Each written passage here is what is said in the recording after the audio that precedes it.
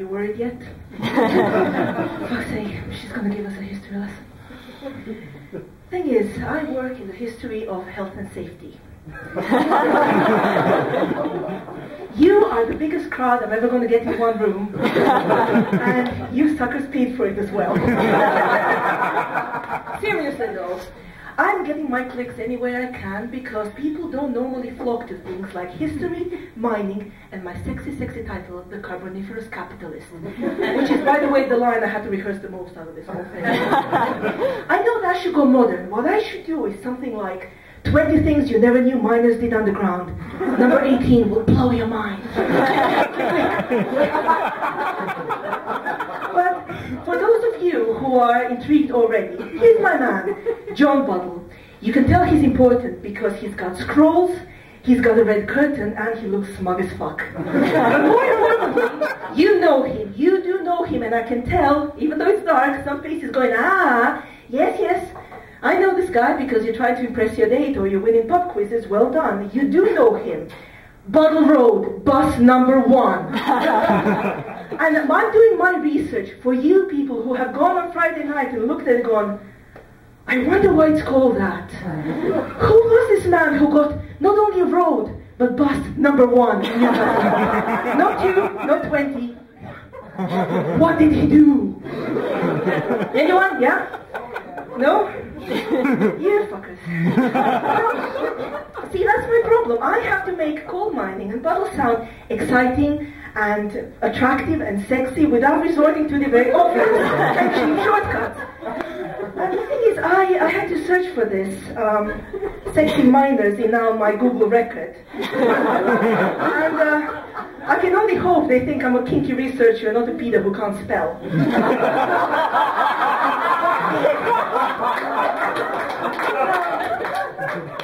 History though, history is not immediately attractive.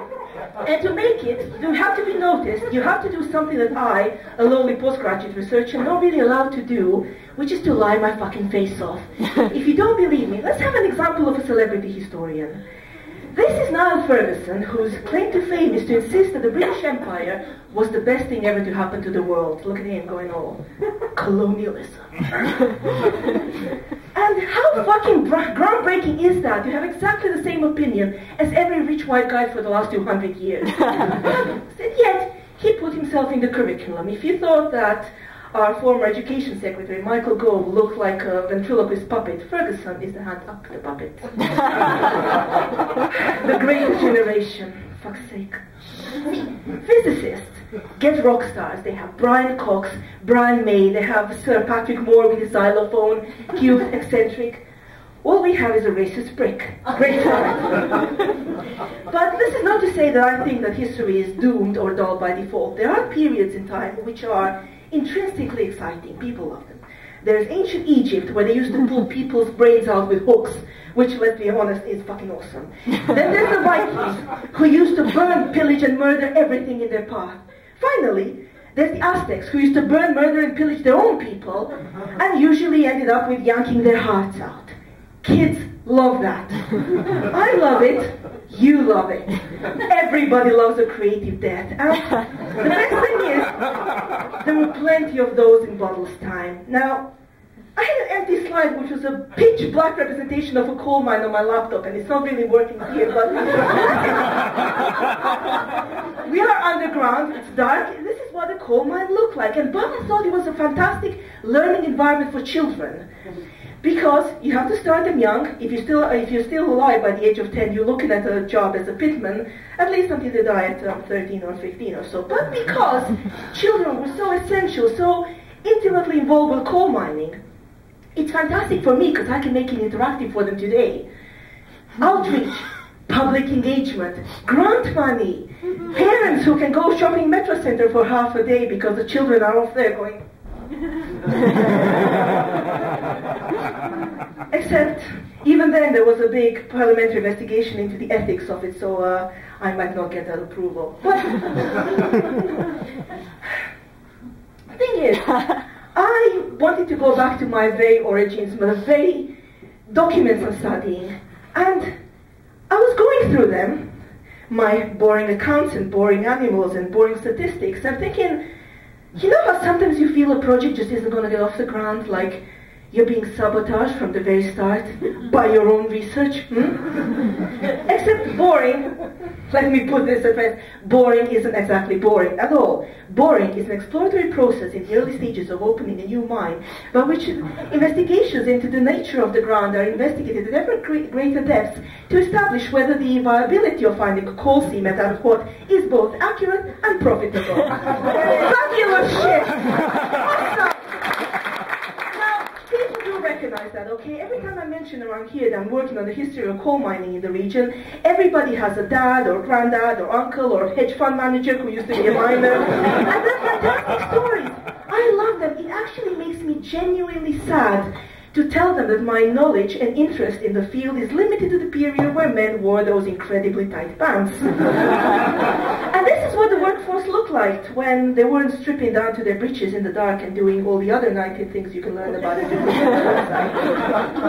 But yeah, to go back to Buddle and his adequate pants, he's famous because he made the coal mines a little bit safer. What with the introduction of the miner's lamp, which he introduced into his coal mines, which he helped propagate, with the introduction of rules such as don't light your pipe inside the methane pocket, which you have to say because they didn't have the Darwin Awards in the 1820s. And the other thing he did was he made the rich richer, a lot richer. He made his boss, Londonderry, so wealthy they had to build a whole new community just to ship the coals out.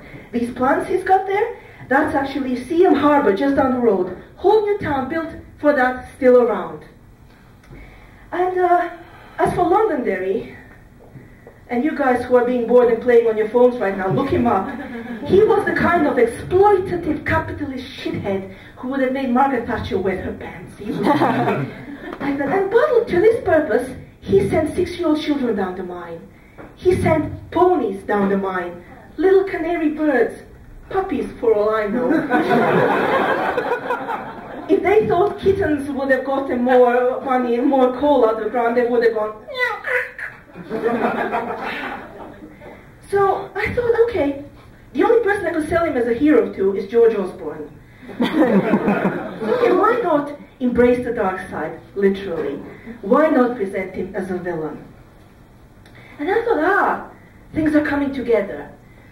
You know when I said that this research was never going to get off the ground? Well, what are coal mines most famous for?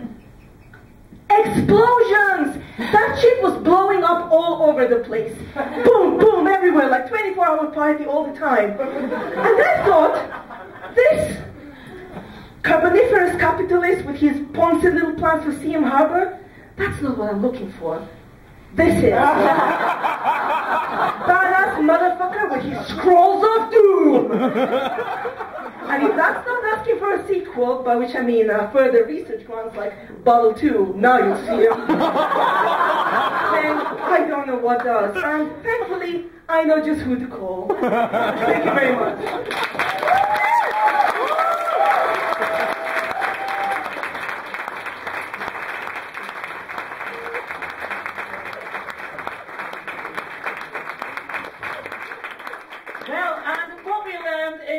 Was the new employment policy for the Tory party for the next few days, and depending on how the vote going, it could be for the next few years. Thank you for that. Big round of applause there for me.